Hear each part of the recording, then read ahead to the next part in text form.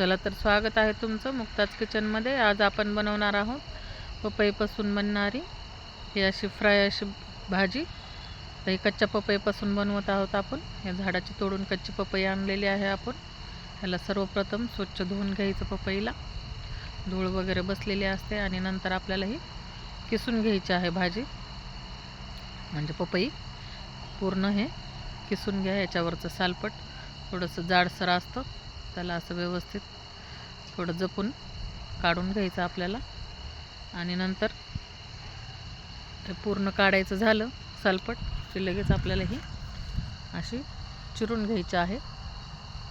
असे दोन भाग करून घ्या त्याचे, आणि नंतर ह्याचे असे मधून भाग काढून घ्यायचे, कारण आपल्याला याच्यामध्ये जे बी असतं ना, ते बी असं व्यवस्थित काढून घ्यायचं आहे। त्याच्यातलं आपल्याला असं बीमध्ये राहिलं नाही पाहिजे पपईमध्ये, कारण बी हे चांगलं नसतं आपल्या पोटात गेलेलं। त्याच्यामुळं ही पपई खाण्यासाठी खूप चांगली असते।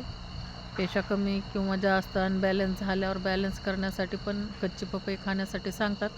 आता ही आपण तोडली तर हिरवीच होती, पण ही बघा मधून थोडीशी पिवळसर निघालेली आहे। जास्त जर अशी लालसर निघाली तर ती थोडीशी गुळचिट भाजी लागते। आणि आपण नुसती फ्राय करणार आहोत, त्याच्यात पाण्याचा भाग कसलाच नाही घ्यायचा आपल्याला, अजिबात पाणी नाही टाकायचं त्याच्यामध्ये। आणि हे चला आपण तेल घेतलेलं आहे आता कढईमध्ये टाकून, त्याच्यात मोहरी टाकून घ्यायची आहे। मोहरी तडतोड द्यायची। आणि तुम्हाला माझे व्हिडिओज कसे वाटतात तुम्ही नक्की कमेंट करून सांगा। व्हिडिओ कुठून बघता तेही कमेंट करून सांगा तुम्ही मला। शेअर करा आणि सबस्क्राईब करायला विसरू नका। आता हे आपल्याला बघा, हे मोहरी आपली तडतडली आहे। आपण लसूण टाकून घेत आहोत त्याच्यामध्ये। लसूण थोडासा लालसर झाला की आपण कांदा टाकून घेणार आहोत। आपल्याला कांदा हे असं व्यवस्थित परतून घ्यायचा आहे। याच्यामध्ये चांगला लालसर रंगावर कांदा आपल्याला परतून घ्यायचा आहे। आणि कांदा परतल्यानंतर आपल्याला याच्यामध्ये थोडासा घरचा आपला काळा मसाला टाकून घ्यायचा आहे, आणि नंतर लाल मिरची पावडर टाकायची आहे।